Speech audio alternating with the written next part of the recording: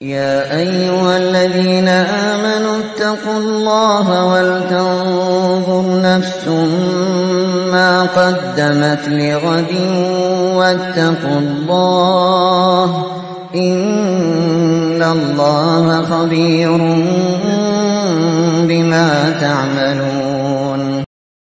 Assalamu alaikum wa rahmatullahi wa barakatuh. Marhaban bikoum ma'akum Abu Issam. Bienvenue à toi pour cette leçon de grammaire à travers laquelle tu feras connaissance avec des bases de la grammaire arabe, al-nahw. Tu vas apprendre durant cette leçon le fait que les Arabes n'ont utilisé que 3 catégories de mots. C'est-à-dire que lorsque tu trouves un mot dans la langue arabe, que ce soit dans le Coran, dans un hadith, dans un livre parmi les livres des gens de science ou dans une parole parmi les paroles faisant partie de la langue arabe, le mot ne peut pas sortir de ces 3 catégories. Donc on va parler de ce qu'on appelle aqsamul kalimat, les catégories de mots. Et tu auras l'occasion durant ce programme de prendre connaissance des bases et des fondements de la grammaire arabe. Donc on va lire la leçon et procéder à l'explication de la leçon. ما استعمل العرب إلا 3 أقسام من الكلمات وهي. Les Arabes n'ont pas utilisé autre que ces 3 catégories de mots. Les Arabes n'ont pas utilisé autre que ces 3 catégories de mots, et ces 3 catégories de mots sont les suivantes. Premièrement, أولاً الاسم. Deuxièmement, الفعل. Troisièmement, الحرف. Tu comprends donc que ces 3 catégories de mots, al-ism, al-fi'l et al-harf, sont les 3 seules catégories que les Arabes ont utilisées. Al-ism qui correspond au nom, al-fi'l qui correspond au verbe et al-harf qui correspond à la particule. Concernant al-ism, parmi ces exemples, Zayd, Fatima, Bayt, Asad, Shajar.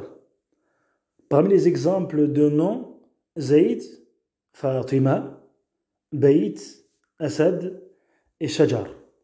Et on remarque à travers ces différentes catégories qu'alisme, le nom, englobe à la fois ce qui résonne dans son genre masculin comme Zayd ou alors dans son genre féminin comme Fatima.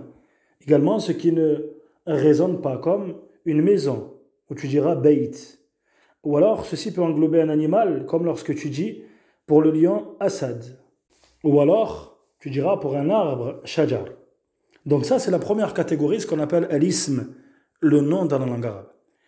La deuxième catégorie, c'est ce qu'on appelle al-fi'l, qui désigne, comme tu l'as compris, le verbe. À l'exemple de ta parole, kataba yaktubu uktub. Ou alors, qara'a yaqra'u iqra'. Kataba qui signifie écrire et qara'a qui signifie lire.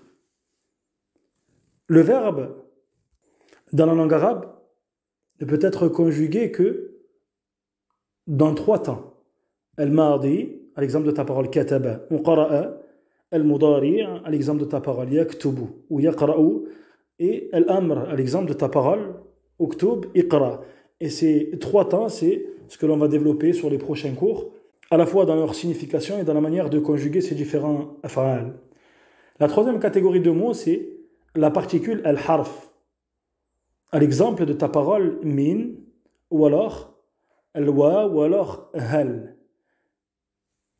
Et ces 3 catégories que nous avons marquées, bien qu'elles font toutes partie de la catégorie de la particule al-harf, cette catégorie d'al-harf se subdivise, et c'est ce que tu auras l'occasion de découvrir dans la suite de tes cours, en espérant que cette leçon d'introduction t'a été profitable, et on se retrouve très bientôt pour la suite du programme, Inch'Allah ta'ala.